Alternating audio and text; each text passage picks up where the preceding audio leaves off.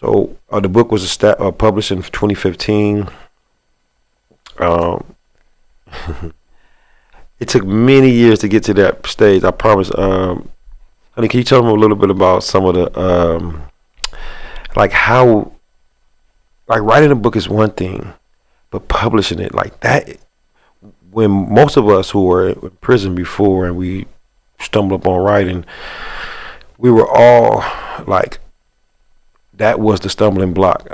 Publishing, yeah, we can write. I mean, we got all day, right? We can write, but getting it put into print and being like a legitimate product on the shelves, that was a real challenge. So being in prison, we don't have many resources. I mean, I was in the library almost every day trying to learn and study, but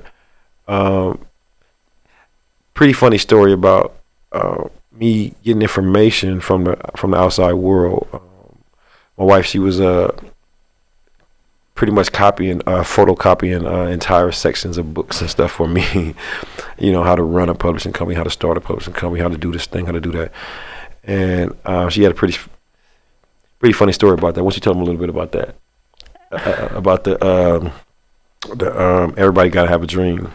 Oh yeah, like well, I would photocopy sections of books. I would print out articles, print out web pages, and things like that to be able to send to him. You know, and we'd have to do it in the mail. So, but my coworkers knew, and they would see what I was doing, and they would always, you know, make fun of me and tell me. They'd quote this scene from Hustle and Flow. And there's a scene where Terrence Howard is trying to become a rapper, and he doesn't have the right technology. So he's using a cassette tape to try to get his rap out. And Skinny Black, who's played by Ludacris, you know, he's made it, and he comes back to the town, and, you know, they're together, and he gives him the tape. And he's like looking at a tape. He's like, what the hell am I supposed to do with this tape? But Ludacris bends over and he's like looking at him and telling him, hey, everybody's got to have a dream. You know, so they would tell me, like, you know, I'm dreaming, I've got to have a dream, you know. And it was a joke in the office for a while, but it was funny because it was true. So people out there, I want y'all to know, the joke is on who? So, all right, next question. So, yeah, so there's a long creation story in this company, and it goes into why we exist and what we're doing.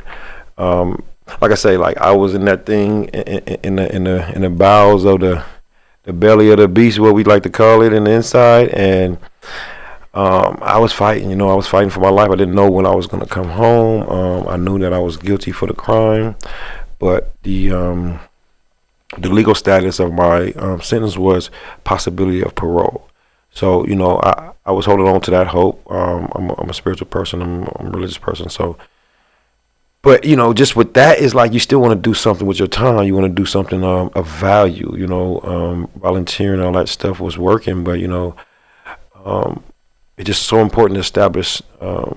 Like once I started learning about business and entrepreneurship and things of that nature, I wanted to establish something like to leave a legacy for my family, myself as well. So, you know, we got on this trip and work, you know, and it worked. It literally worked because the first book, again, like I say, it just got so much attention in the prison where I was at, and it got me connected to all the other writers. I didn't even know how many writers that was around me every single day that I was talking to every single day.